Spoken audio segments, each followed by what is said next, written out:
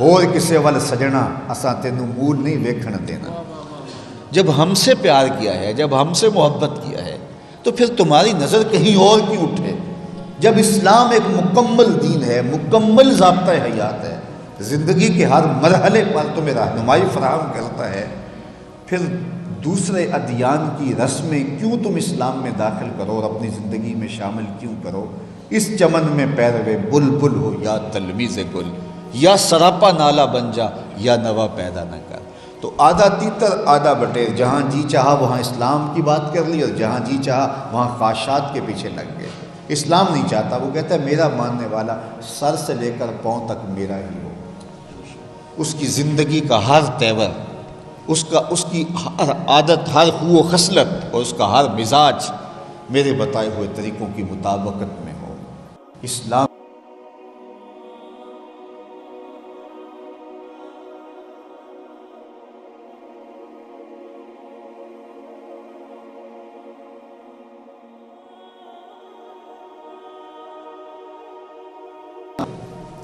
تو حضور علیہ الصلوۃ نے فرمایا کہ یہ روزہ کیوں رکھتے ہیں؟ تو کہا کہ یہ کہتے ہیں کہ اس دن قبطیوں سے نجات ملی تھی حضرت موسیٰ علیہ السلام اور ان کی قوم کو، اور دریائے نیل پار کر گئے تھے، تو یہ عاشورے کا دن تھا، تو ہم اس خوشی میں شکرانے کے طور پہ روزہ رکھتے ہیں۔ تو آقا کریم علیہ السلام نے فرمایا کہ حضرت موسیٰ علیہ السلام کہ ہم زیادہ حق ہیں۔ فصام رسول اللہ صلی اللہ علیہ وسلم وامر بصیامہ، حضور نے خود بھی روزہ رکھا اور صحابہ کو بھی حکم دیا آپ روزہ رکھیں، لیکن ساتھ ارشاد فرمایا کہ اگلے سال اللہ نے چاہا تو 7-9 کا بھی شامل کریں گے۔ کیوں؟ اس لیے کہ وہ بھی 10 کا رکھتے ہیں، تم بھی 10 کا رکھو، عبادت خالص اللہ کی ہے روزہ، لیکن بالکل تعداد میں ان کے ساتھ جو ہے وہ موافقت پیدا ہوگی، اس لیے یا تم 7-11 کا شامل کر لو یا تم 7-9 کا شامل کر لو، تاکہ ان کی اور تمہاری عددی موافقت بھی قائم نہ ہو۔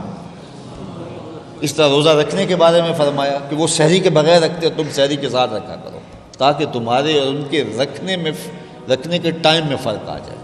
اس طرح وہ دیر سے افطار کرتے ہیں، ہمیں تاجیل الافطار کا حکم دیا گیا کہ تم جلدی افطار کر لو، جو ہی سورج غروب ہو تم روزہ افطار کر لو، تاکہ تمہارے اور ان کے کھولنے کے وقت میں فرق آ جائے۔ 3 اوقات ایسے ہیں جن اوقات کے اندر سجدہ کرنا ممنوع ہے: عند طلوع الشمس و عند استوائها و عند غروب الشمس۔ سورج جب چڑھ رہا ہو، سورج جب سر پہ ہو، سورج جب ڈوب رہا ہو، ان 3 اوقات میں سجدہ کرنا ممنوع کیوں قرار دیا گیا؟ تو آپ جانتے ہیں کہ یہ پارسیوں کے سورج کو پوجنے والے کے اوقات عبادت تھے۔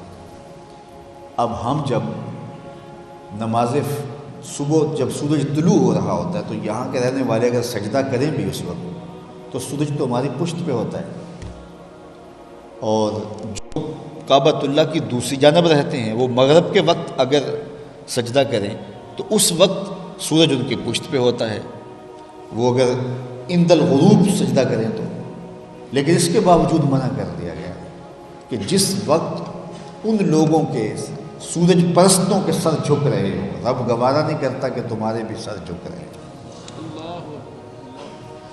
قرآن مجید میں کتنی مرتبہ آپ پڑھیں گے وَرْكَعُوا مَعَ الرَّاكِعِينَ، رکوع کرنے والوں کے ساتھ، کہیں ایک جگہ بھی نہیں ہے سجدہ کرنے والوں کے ساتھ سجدہ کرو، کیونکہ ان کی نمازوں کے اندر سجدے تھے، رکوع نہیں تھا، اس لیے کہا کہ تم ساتھ رکوع بھی شامل کرو نماز میں، تاکہ تمہاری اور ان کی نماز کے سٹائل میں فرق آ جائے۔ اسلام کا مزاج کیا ہے؟ وہ چاہتا یہ ہے میرا ماننے والا خالص عبادت کا معاملہ بھی ہو تو پھر بھی دوسروں سے فرق رہے۔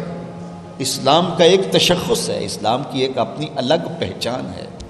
میاں آپ کی یونیورسٹی کا ایک یونیفارم ہے اور آپ کے قرب میں کوئی اور دوسری دانشگاہ ہو، ان کا یونیفارم بھی ہو، تو کبھی بھی آپ ایک جیسا نہیں پہنیں گے۔ جب ہم ایک ملک کے پاس ہیں، جب ہم ایک خطے کے رہنے والے ہیں، ہم سب مسلمان ہیں، لیکن اداروں کا ایک ذاتی تشخص ہوتا ہے، اس تشخص کو انہوں نے قائم رکھنا ہوتا ہے۔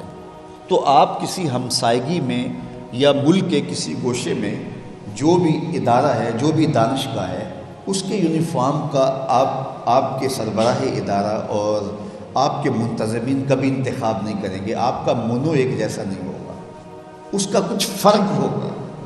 اسلام ایک آفاقی دین، اور اسلام پوری دنیا کے اوپر جتنے پہلے دین ہیں ان کو منسوخ کر کے اپنا سکہ منوانے آیا ہے۔ هو الذی ارسل رسولہ بالہدی ودین الحق لیظہرہ علی الدین کلہ، یہ تمام ادیان کے اوپر غلبے کا دین ہے۔ تو پہلے جو دینوں کی رسوم تھی، کیا اسلام ان کو اپنے سینے لگائے گا؟ کبھی بھی نہیں۔ آج ہم اصل کمزور ہو گئے اور ہم ذہنی طور پہ مغلوب ہو گئے، اور اس وجہ سے آج غیر اسلامی رسموں کو ہم اپنے طرز زندگی میں شامل کر کے ہم فخر محسوس کرتے ہیں، اور یہ جدیدیت کا نام دیتے ہیں اس کو۔ ہم سمجھتے ہیں کہ ہم دنیا کے ساتھ اس کی دوڑ میں شامل ہو رہے ہیں، اور اسلام کا جو تشخص ہے، وہ امور جو خالص عبادت ہیں، اس کے اندر بھی تمہاری اور ان کی مشابہت نہیں ہونی چاہیے۔ امامہ باندھنے کی تلقین کی گئی، لیکن ساتھ کہا گیا کہ وہ بغیر ٹوپی کے باندھتے ہیں، تم ٹوپی کے اوپر باندھو، تمہارے اور ان کے باندھنے کے سٹائل میں فرق ہو۔ داڑھی رکھنے کی تلقین کی گئی، اور وہ اس کو گانٹھے دیتے تھے، اس کی مینڈیاں کر لیتے تھے، موتی پرو لیتے تھے۔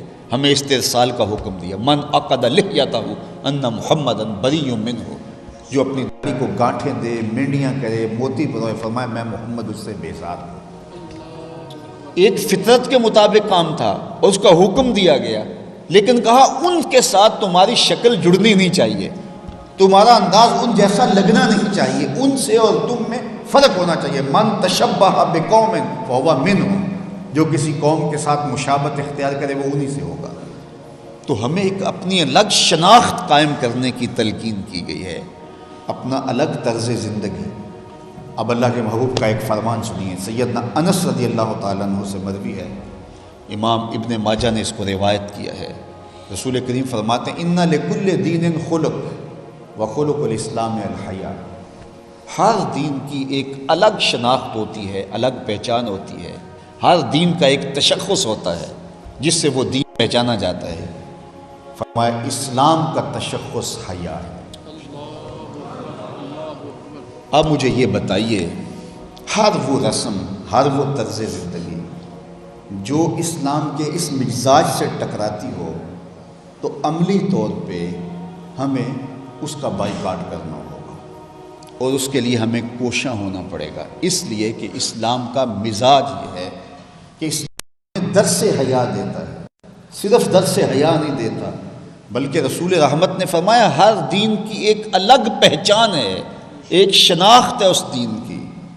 اسلام کی شناخت حیا ہے، اور حیا ایک ایسی دولت ہے جب یہ روحوں میں اترتا ہے اور من میں سماتا ہے تو اللہ تعالیٰ جل شانہ کی رحمتیں اس شخص کے اوپر نازل ہوتی ہیں۔ سب سے زیادہ اس کائنات میں حیا کرنے والے، حدیث پاک میں آتا ہے کان رسول اللہ صلی اللہ علیہ وآلہ وسلم اشد حیاء فی خدرہ، اللہ اکبر، من العذراء فی خدرہا، حضور علیہ السلام کواری لڑکی پردے میں جس طرح سمٹی ہوئی ہوتی ہے، فرمایا اس سے بھی زیادہ حیا کرنے والی۔ تو ہمیں درس حیا کا دیا گیا، اور ایک مقام پہ یوں ارشاد فرمایا گیا کہ حیا اور ایمان یہ دونوں